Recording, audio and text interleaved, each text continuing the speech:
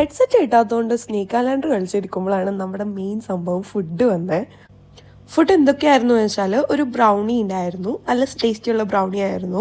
അത് കഴിഞ്ഞിട്ട് പിന്നെ ഒരു കോണ് വേവിച്ച ഒരു സംഭവമായിരുന്നു, സാലഡ് പോലെ. ഓക്കെ ആയിരുന്നു. പിന്നെ ഒരു ബണ്ണുണ്ടായിരുന്നു. ആൻഡ് നമ്മുടെ main dish rice and chicken ആയിരുന്നു. ബട്ടർ ചിക്കൻ ആണെന്നാണ് അവർ പറഞ്ഞത്. നല്ല വിശപ്പുണ്ടായിരുന്നുകൊണ്ട് ഫുഡ് എല്ലാം കഴിച്ചു. പിന്നെ എൻ്റെയും എൻ്റെ ഹസ്ബൻഡിൻ്റെയും ടേസ്റ്റ് പ്രിഫറൻസ് വേറെ ആയതുകൊണ്ട് ഈ ബ്രൗണി ആൾക്ക് ഇഷ്ടമായിരുന്നില്ല. അങ്ങനെ ആളുടെയും കൂടെ ഞാൻ കഴിച്ചു.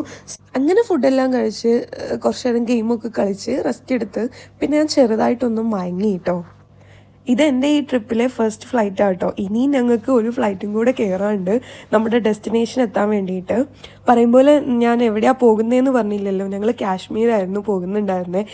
ഇതാ അറ്റാക്കൊക്കെ നടക്കുന്നതിന് മുന്നേ ഉള്ള വീഡിയോ ആണ് കേട്ടോ, ആരും തെറ്റിദ്ധരിക്കരുത്. ഞങ്ങൾ ആ അറ്റാക്ക് നടക്കുന്ന സമയത്ത് അവിടെ ഉണ്ടായിരുന്നു.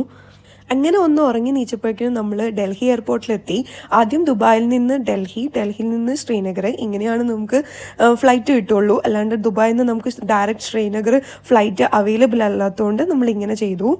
ഡൽഹിയിൽ ഞങ്ങൾക്കൊരു 2 hours ഓഫ് ലേ ഓവർ ഉണ്ടായിരുന്നു. ആദ്യം ഞങ്ങൾ വിചാരിച്ചു ഡൽഹിയിൽ നിന്ന് എക്സിറ്റ് അടിച്ചാലോ പുറത്ത് എവിടെയെങ്കിലുമൊക്കെ പോയാലോ എന്ന്. പക്ഷേ ഒരു 2 hour 3 hour കൊണ്ട് നമുക്കൊന്നും ചെയ്യാൻ പറ്റാത്തതുകൊണ്ടും പിന്നെ നമ്മുടെ ലഗേജസ് ഒക്കെ എടുത്ത് ഇൻ്റർനാഷണലിൽ നിന്ന് ഡൊമസ്റ്റിക്കിലോട്ട് മാറ്റേണ്ടതുള്ളതുകൊണ്ടും കുറേ ടൈം അങ്ങനെ പോയി.